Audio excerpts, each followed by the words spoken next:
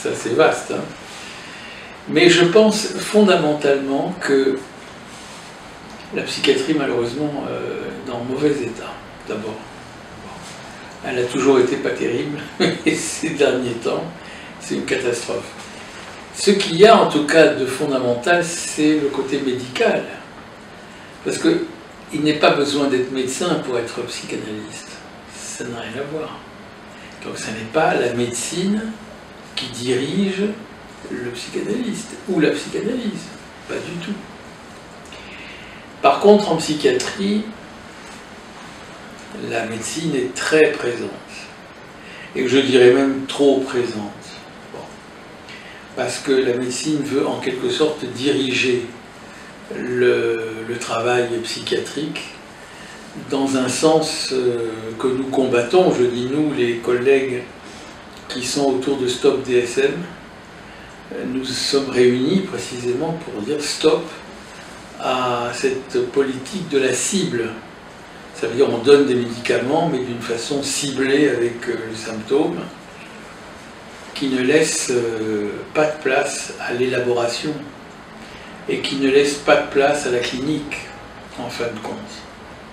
Donc ça, c'est de la psychiatrie qui aujourd'hui, malheureusement, domine. Une psychiatrie très prescriptive, très basée sur les médicaments, et très peu élaborative, très peu basée sur la parole.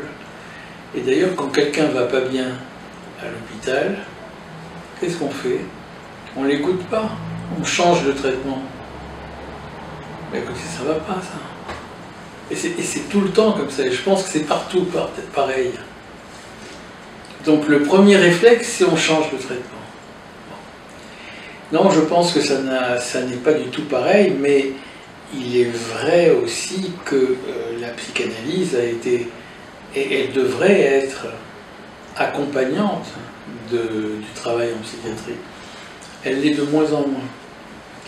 Mais elle devrait être à une place, à condition qu'on la reconnaisse, mais ça c'est un combat de toujours, et qui aujourd'hui est un peu perdu.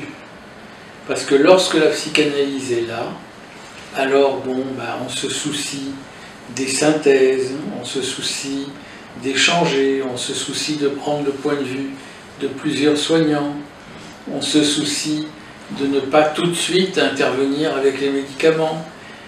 Et je pense que cette psychiatrie, bon, je ne peux pas parler de moi, j'ai dirigé un service pendant des années, et j'ai essayé de faire ce que je viens de vous dire.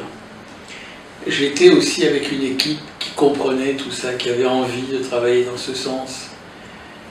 Aujourd'hui, il faut dire que les jeunes qui arrivent ne sont pas forcément dans le même esprit, parce qu'ils n'ont pas été formés dans cet esprit-là. Donc la psychiatrie est très médicalisée, elle est très protocolisée, et très standardisée. Tout est standardisé, tout est pareil. Et moi j'ai essayé de faire tout à fait autrement avec la psychanalyse, c'est de faire en sorte que ce ne soit pas la même langue dans le centre de crise, dans le CATTP, dans la maison thérapeutique. C'était des langues institutionnelles, mais des langues différentes. Et quand un patient passait d'un lieu à l'autre, il était amené à traduire. Et ça, c'est très bon, parce que ça le met en éveil.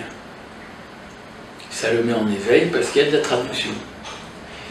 Mais pour ça, il ne faut pas que ça soit standardisé. Il ne faut pas qu'il y ait une langue unique qui recouvre tout. Et malheureusement, c'est ça qui domine aujourd'hui.